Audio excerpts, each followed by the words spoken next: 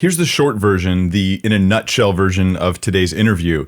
The Museum of the Bible does in fact have forgeries. In fact, all their copies of the Dead Sea Scrolls are forgeries. That is very true, although somewhat misleading information. News outlets are going bonkers in some cases, basically spreading what ends up being misconceptions in the ideas of your average normal reader of these articles and of the headlines. In reality, these are just tiny fragments of the Dead Sea Scrolls. And while there are all 16 of them are forgeries, it has no impact whatsoever on the authentic Dead Sea Scrolls or on how they weigh in on biblical scholarship. It has no impact whatsoever. It should not affect your beliefs or your faith as a Christian in any way, shape, or form.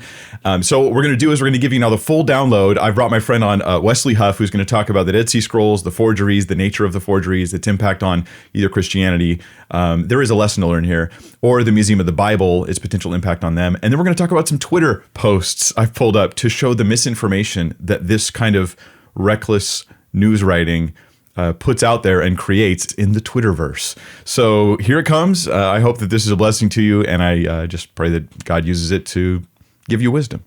All right, Wes, thanks for joining me, man. I'm really grateful to have you here. Wes is a good friend of mine as well as a really smart guy. If you wouldn't mind, tell us kind of like what your studies are so we understand as you're talking about this issue. Who are you? Who's the guy we're listening to? Yeah, so I am a PhD student at the University of Toronto in the area of biblical studies. I study New Testament manuscripts, and particularly the transmission of the early New Testament texts. So we're talking about 2nd century to 4th century, and the bookish writing culture that existed within the Christian communities in that area. That's good, man. We want to talk to a bookish person. That's sort of what we're looking for here. With the issue of the Dead Sea Scrolls, yeah, this news came out, and people see the headlines, and I think that they're shook because they realize the Dead Sea Scrolls are this really important verification of the reliability of the Scriptures. At the same time, they see this headline that says Dead Sea Scrolls in Museum of the Bible are all forgeries. So, could you give us like just a recap? What is the news? What is the thing that's floating around that people are hearing? Yeah, so the listeners may know or have heard of the Dead Sea Scrolls. They're a collection of Jewish literature that were discovered between the 1940s and the 1960s in the caves in the desert region of Judea, particularly in Israel and the West Bank. And a large collection of those were found in this area. There were 11 caves in an area northwest of the Dead Sea called Qumran, and that's where the community that developed a lot of these documents that were discovered later were discovered in these caves. Yeah. And they were like a weird group of people, right? We probably shouldn't get into all of it, but they were just kind of this weird reclusive, almost like a religious cult type of group of people, right? Yeah, so you have like two main sects of Jewish groups within the New Testament, the Sadducees and the Pharisees, which are constantly intellectually sparring with Jesus. But there was another group called the Essenes, and they were a group of Jews who believed that the temple in Jerusalem was corrupt. And so they'd taken off to this region. They'd sort of made like a mock temple out there, and they had all sorts of laws that they were keeping that they thought would save them in one way or another, and thought that everybody back in Jerusalem was corrupt and not doing everything the right way. They were a little bit apocalyptic in that sense. If you read some of these Dead Sea Scrolls, there's like the Great War Scroll, which talks about end of the pipe-ish things. Like you'd read the book of Revelation in the Bible, they sort of had their own versions of that kind of stuff. So they were a little bit of an oddball group, especially when we compare them to some of the groups we hear about in the Bible.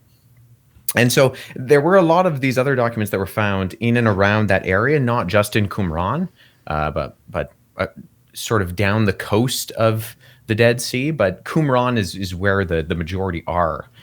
Those 11 caves. So there are about 100,000 of these manuscripts that were discovered. The vast majority of those are housed in the Israel Museum in Jerusalem at the Shrine of the Book, which is a display area there.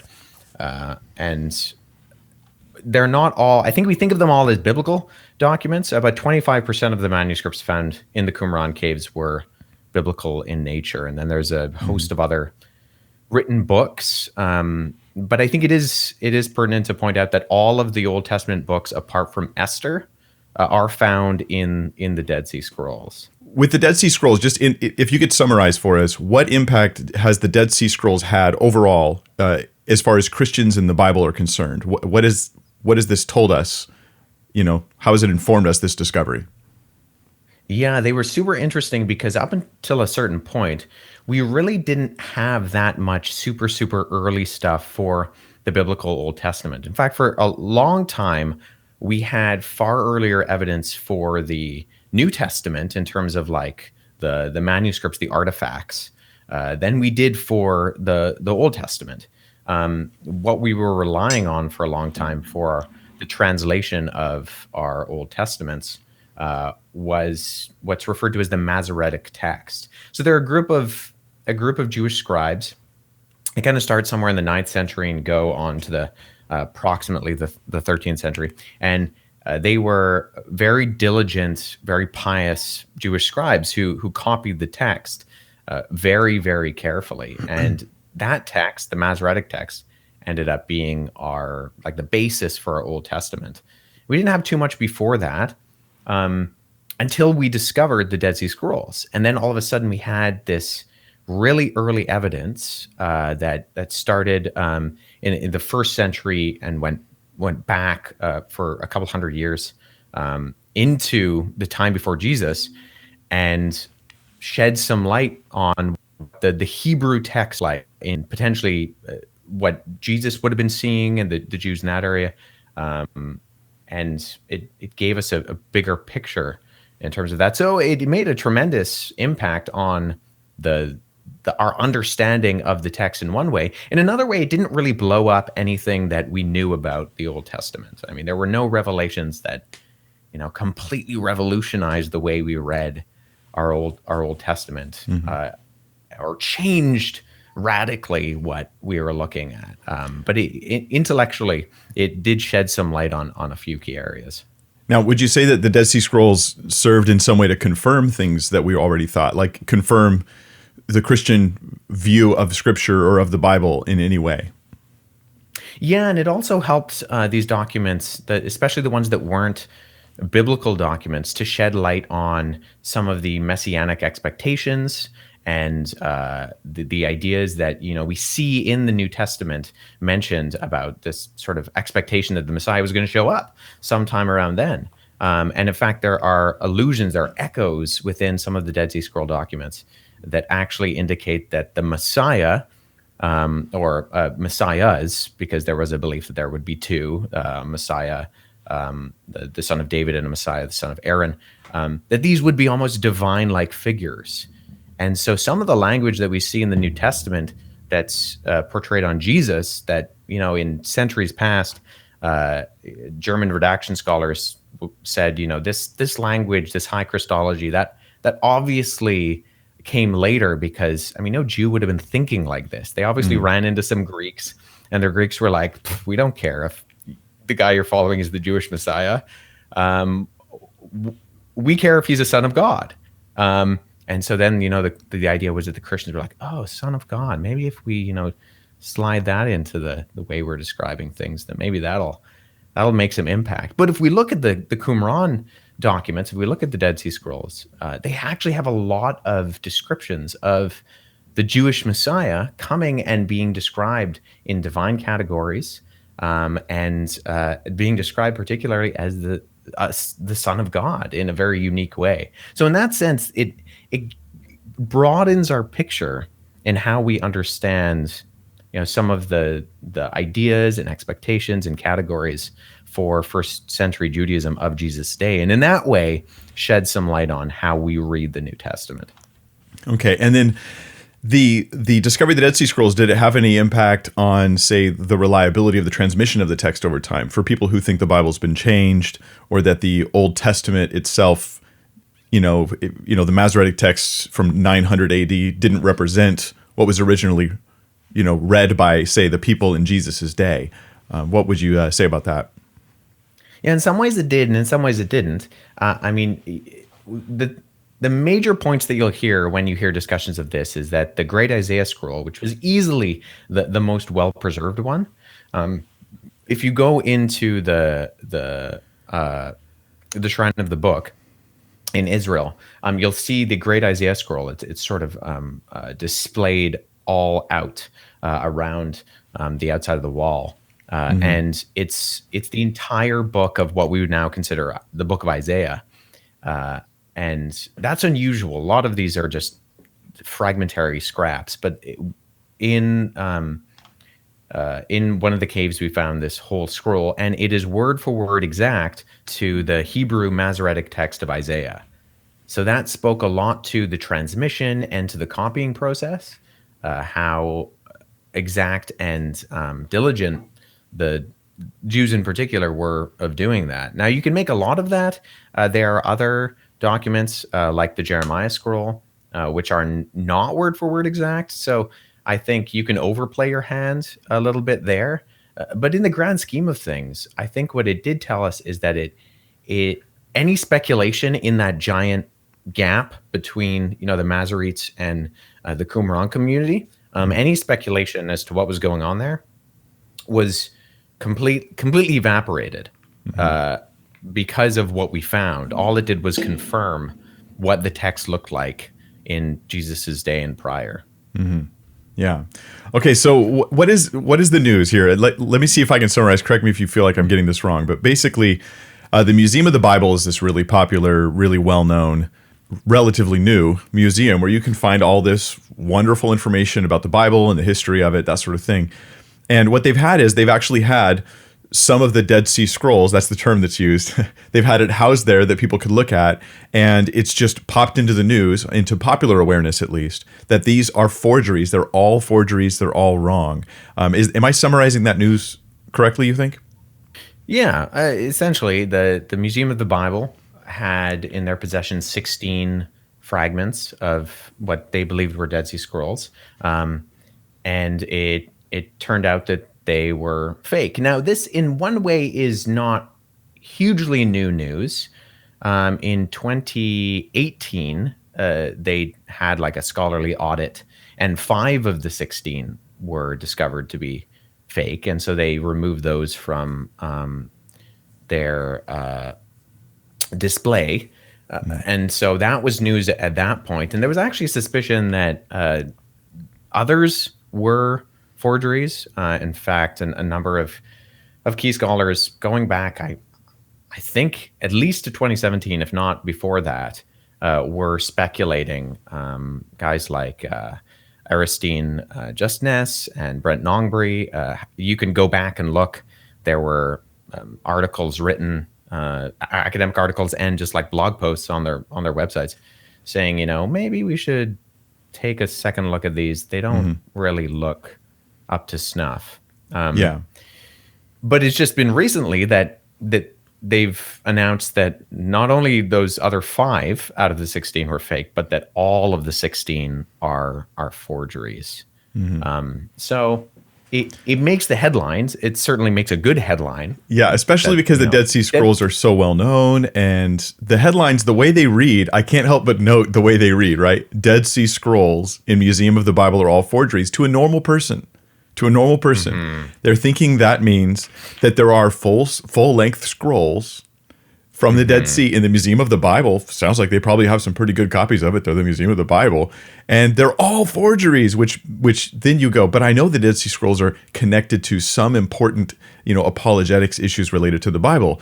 So what does this mean? And what you're telling me, and you use the word fragments, describe to us real quick, what exactly was in the Museum of the Bible that was found to be forgeries? Like, how much content was actually there?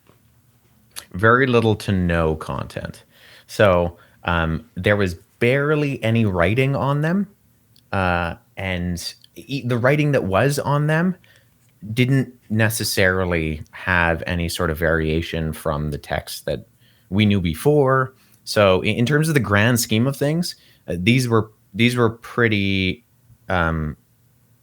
insignificant, and them being legitimate or fake really doesn't do anything to how we understand the text. They were pretty small, and like I said, we have the example of the Great Isaiah Scroll, but the vast majority of these are so fragmented that, I mean, it took decades to put them together and actually piece together what, I mean, the text even said. A lot of these were preserved in things like cigar boxes, because they were just like so affected by weather and by bugs. And I mean, it's 2,000-year-old paper, so I wouldn't look that good at 2,000 years old. So in that sense, Speak for they're yourself. doing pretty well. Yeah. So, what I think the normal Christian, the first question they have is, how does this affect my Bible, right? And it's true that the Dead Sea Scrolls are used, as I understand it, in some decisions translators make in some places, or in textual criticism. They're weighing information from the Dead Sea Scrolls. Are these fragments, these 16 fragments, are they part of this weighing? Are people looking at these little fragments making decisions about what they think the Bible really says based upon these? No. That's the short answer.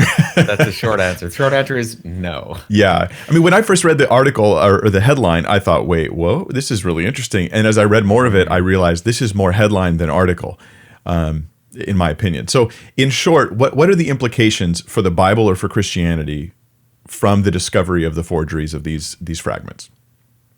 I think, if anything, the implication is that we should be more cautious in general of claims of new discoveries or claims of forgeries, no matter what they are.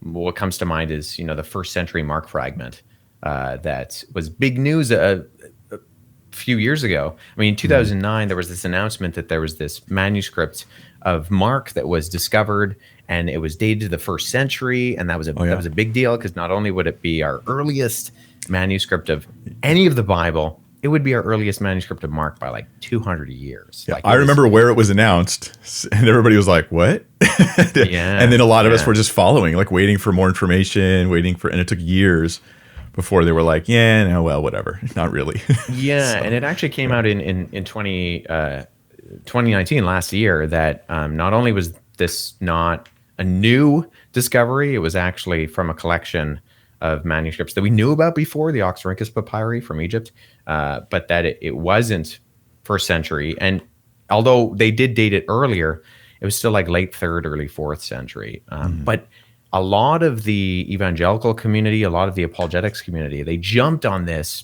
quote unquote discovery and made a lot of it. And it was like in the ether, and it was like this urban myth and, evangelical apologetic type. Hey, I remember, because I do apologize. I remember thinking like, oh, great, I can share that we have a first century fragment of Mark, which puts the dating of Mark, back. I mean, we already know it's first century, but it's a good thing. The earlier, the better. And I thought about it, and I looked into it a little bit, and I thought, I'm going to wait till I have more information. I don't feel like I've really got solid ground yet, and I'd rather not use it than use it and find out it's wrong. So I'm just going to wait. A lot of guys got burned. A lot of big names in the Christian academic world got burned because they made more of it than they should have. And I remember thinking, I wasn't really in the trenches of my academic work at that point. But when I did start to get really into the world of academia and biblical studies, thinking back on that, an unpublished manuscript might as well be a non-existent manuscript. I mean, if you can't publish it and open it up to scrutiny to the academic community, I mean, might as well not exist. So talking about it makes absolutely it benefits no one, and it actually just creates almost like a mythology that is largely unhelpful. In terms of what this means for how we understand discoveries or forgeries, I think we can take this as a cautious warning, to say, let's wait for the dust to settle on everything and what the actual implications are. Because, like you said, I mean, even with that Mark fragment, if it did turn out to be first century, what were the implications? I mean, in one sense, it would have been cool, but wouldn't have redated Mark, wouldn't really have changed anything we know about the text. But it would have been anecdotally nice to share in conversation. Yeah, That would have been and nice. so, yeah, definitely. But in that sense, one of the things we can take away is to be more cautious Yeah. than not. And the other thing to take away is just to ask, yeah, how does this, like you've asked, Mike, how does this impact what I believe? And in the grand scheme of things, although the headlines, when we use words like forgeries, those are big words that get a lot of clickbait. But in reality, the the implications of this are minimal to zero Yeah. So it for the doesn't Christian affect community. biblical scholarship. It doesn't affect the readings of the text. When we have variant readings and we're trying to figure out what the proper reading of the original text was, it doesn't affect. Yes. Like, you're not looking at a translation going, was this translated based on those forgeries? The answer is going to be no.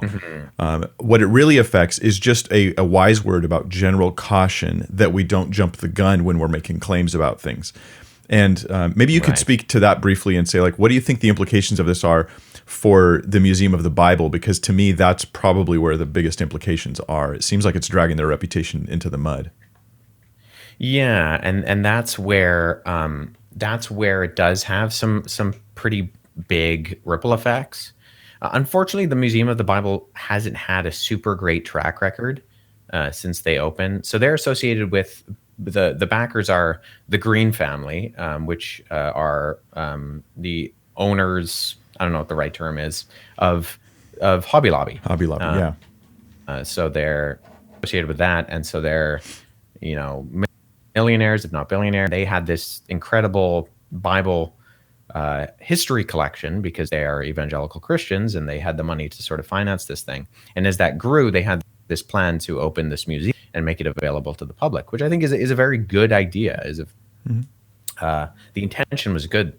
When they decided to increase their collection, they started to look to other collections and other sellers in order to grow that. And that's where things started to go awry. Yeah. So in 2018, as a result of their efforts to expand their collection, they ended up paying $3 million in fines because almost thousands, well, not almost, thousands of artifacts were seized that ended up being black market purchased from countries like Iraq.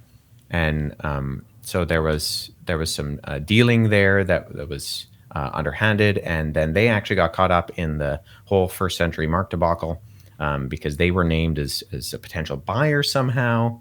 There's a lot of confusion there as to what exactly was going on. But It sounds, to be as nice as possible, it sounds like they were just in too big of a hurry to accomplish their goals, and they were cutting some corners, and it has caused their reputation to suffer as a result.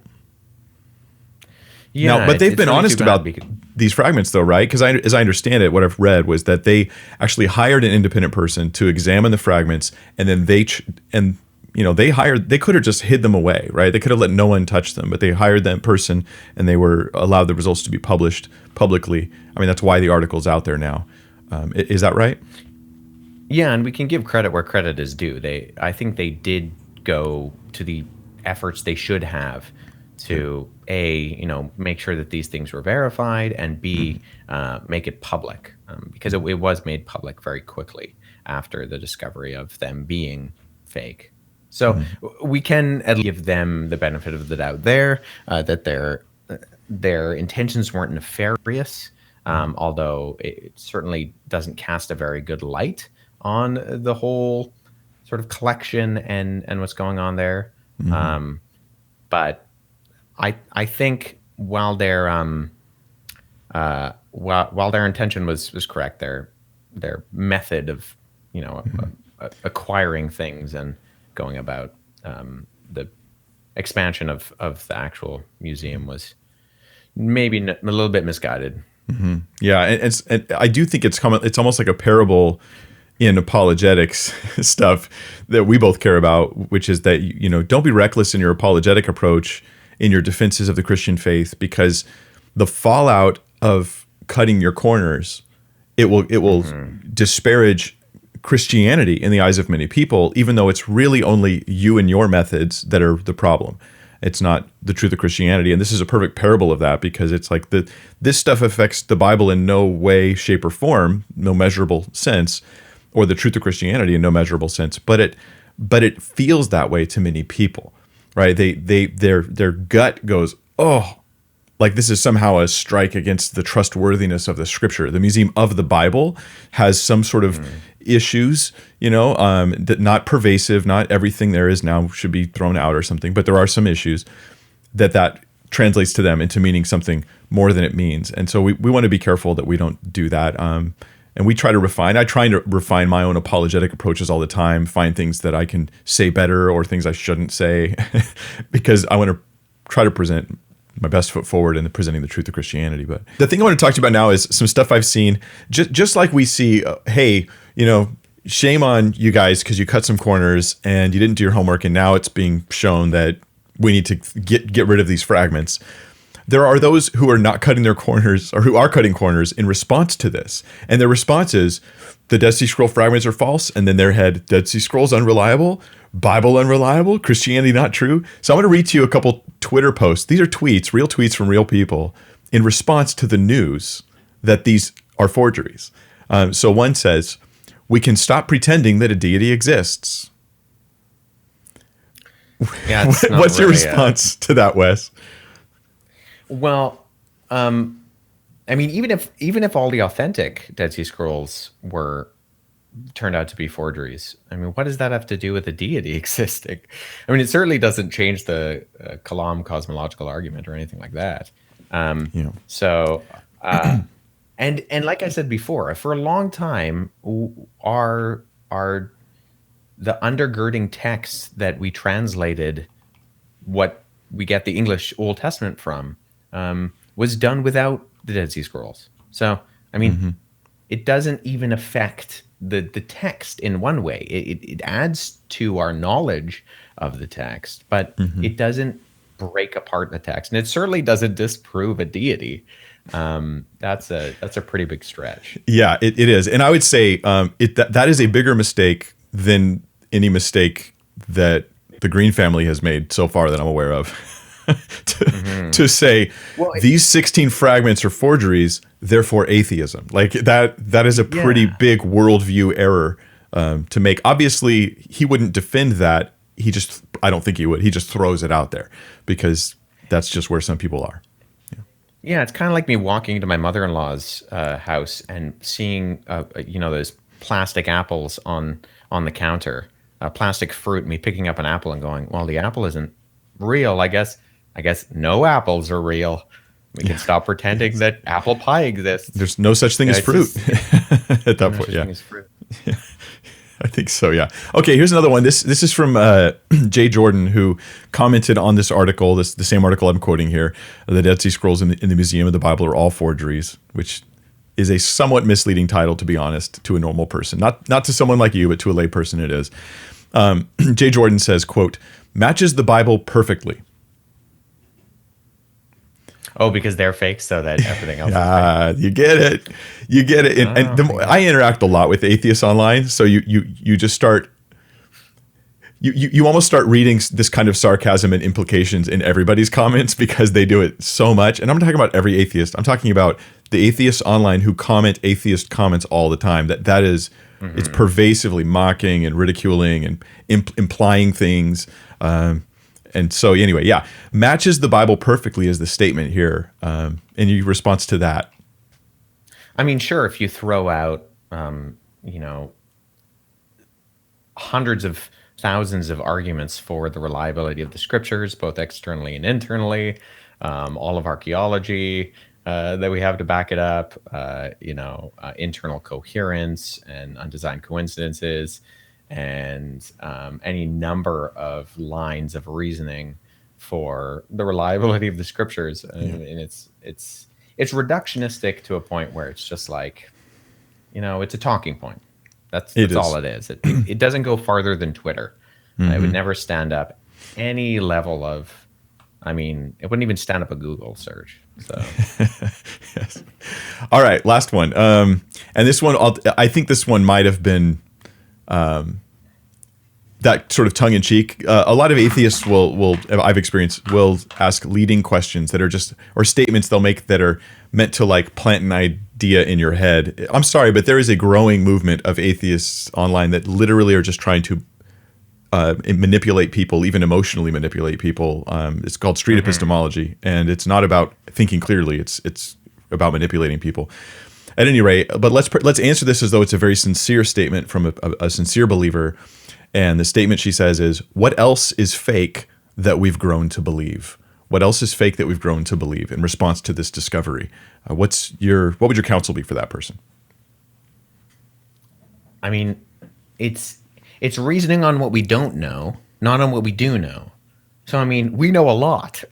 We know a lot about the Bible in particular. We arguably have 2,000 years of scholarship, going back to the earliest Christians articulating the truthfulness of the Christian worldview, going back to the gospel authors themselves, going to painstaking lengths to name places and rulers and locations and names of individuals who were alive at those times, so that the readers who were alive during the lifetime of the writing could go back and cross-reference them. So to start reasoning on what we don't know, that's just bad history, for lack of a better way of putting it. You don't do that with anything else. We have a lot to go on with the Bible. We have a phenomenal amount. We certainly have more than other stories and narratives and individuals within history. So it's no more logical than holding a standard that's unrealistic to, say, Alexander the Great, and saying, well, I know we know virtually all of his life, his story, what he did, but what don't we know? Do we really know Alexander the Great? What don't we know about Alexander the Great? It's a funny line of reasoning. It's an argument from silence. What else is fake? It's like saying that you have to. It's creating an unnecessary burden of proof for the things you currently believe. Okay, I know I have good reason to believe that, but what if it's fake? Well, you can always say that about anything. This creates a great degree of paranoia and unjustified different beliefs you might hold. I believe that's a forgery. Why? Because it might be. And absence of evidence isn't evidence of absence. And so you can't reason that way. Arguments from silence range from poor to terrible. That's the range. And they very rarely ever make any impact on a definitive statement about a belief system. It's just as good to say in response to this to yourself, even if you feel, what else is fake that I've grown to believe, as you just say, what else is true that I've grown to believe? But let me add one more thought to it, which is this. You're believing that these Dead Sea Scroll fragments are forgeries. And for the same reasons we believe those are forgeries, we believe the other ones are authentic, right? Because we're running the same kinds of tests, we're taking the same kinds of measures to verify, and we go, hey, we have 100,000 something authentic ones, and we've got these 16 forgeries over here that don't affect our scholarship in any significant fashion. I think that you can say, because we can discover forgeries like this, we can have even more confidence that the other ones are legitimate, and then we can sort of set that issue aside.